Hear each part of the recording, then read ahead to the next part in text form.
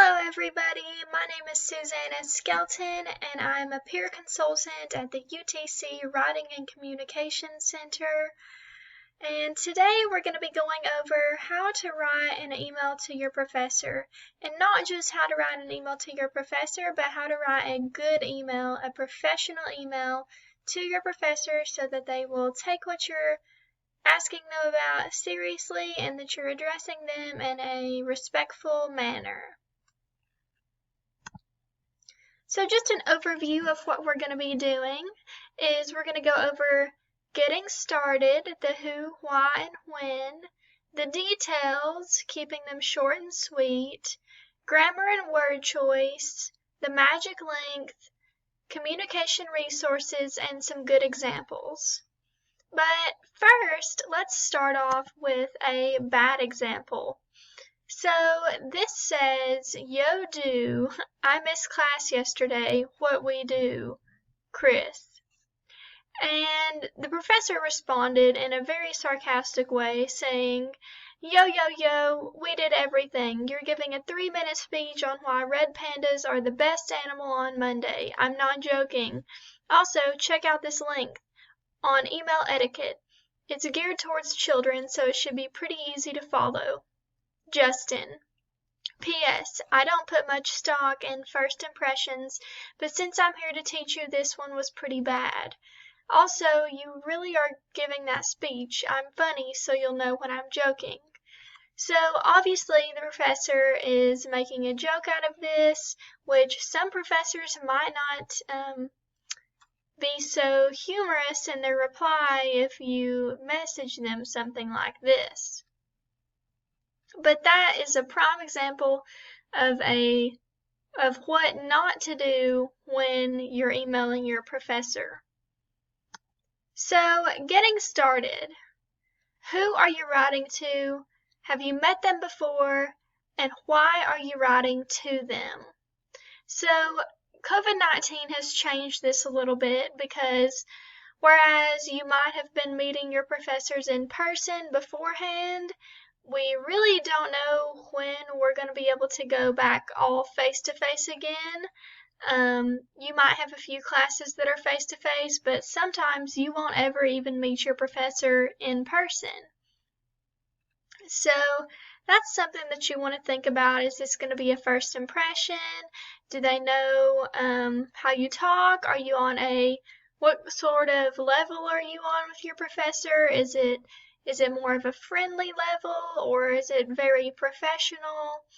And why are you writing to them? Did you miss a class? Do you have an assignment question? Are you writing to schedule a meeting, etc.? So you want to keep these things in mind before you start writing your email to your professor. Next, the details.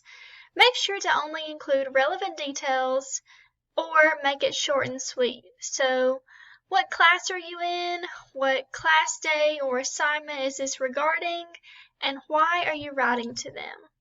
So, they need to know what class you're in because some professors will teach many different classes, and if they don't know what class you're from, they don't know how they can help you.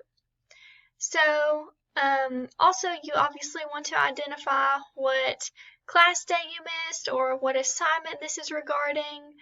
And then lastly, why are you writing? So this is going to be the objective of the email. It's the whole reason that you're writing to them. So moving on to grammar and word choice. Keep it simple and do your best. So write in simple sentences that get to the point and be polite. Don't use slang or speak as if you're talking to a friend instead. So you want to keep it professional with your professor. You want to keep it short and sweet. We don't want to waste any of their valuable time and take up any additional time that they maybe don't have, or maybe they're really busy and maybe you're really busy, so you don't want to waste any of your time either. Trying to write like an eloquent essay of an email when you really could have just done it in a few simple sentences. So next, who are you writing to?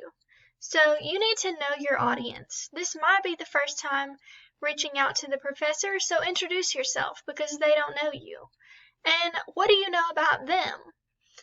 Do they go by professor, doctor, a simple Mr. or Mrs.? And you want to keep it professional. Use proper grammar and syntax and make it easy to read. Don't use their first name unless you have permission to. I would say the safe one to go with is addressing them as Professor such and such, because it's gender neutral and it still gives off the respectful tone that you need to be writing in when you're writing to your professor. So next, how would you improve this email? So the subject line says referencing inquiry, and it says, "Hi, Dr. Green. What kind of references do I have to do for that assignment due on next Tuesday? Will I lose marks if I don't do any references at all? Could you please let me know ASAP? Thank you. From Colin. You'll miss 100% of the shots you don't take." So some things that you might notice are that you would want to capitalize the D in Dr. Green and as well as the last name. And you notice too that the student doesn't identify what class that they're in. So how is the professor supposed to know what assignment that they're referencing in the email? They also didn't use any dates when they said next Tuesday. And lastly, they didn't take off the text signature that they have at the bottom that says you'll miss 100% of the shots that you don't take. So you want to make sure that you don't have any unneeded or unprofessional signatures in the email as well. You might want to double check that. So moving on to the length. So the magic length is long enough to get your point across, but short enough so that they don't have to search for the information needed.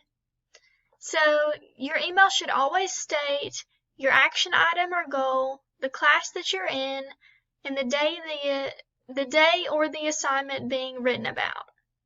So that is pretty much all that you need to be writing to them about. You don't need to state any unneeded details or any long-winded explanations. These are the only things that you should be worrying about to write your email to your professor. And another thing is make sure to always check the syllabus before you compose your email to your professor. And you want to check the syllabus, and you also want to check other relevant documents, which could include assignment prompts, announcements, or any previous emails from your professor, because professors are busy people. They might be teaching multiple classes, they have papers to grade, and you're also a busy student. You have work to do for yourself, so you don't want to waste any time writing an email that could have been solved by just checking the syllabus or any other documents that you may have. So some other resources that you could consult before emailing your professor are teacher's assistants or a class group me or message on Canvas. You can message people through the Canvas inbox function. You can send it to everyone in your class, and it's pretty simple to do. So that might be somewhere to check before you email your professor, especially if it's about an assignment due date or anything that you have missed in class.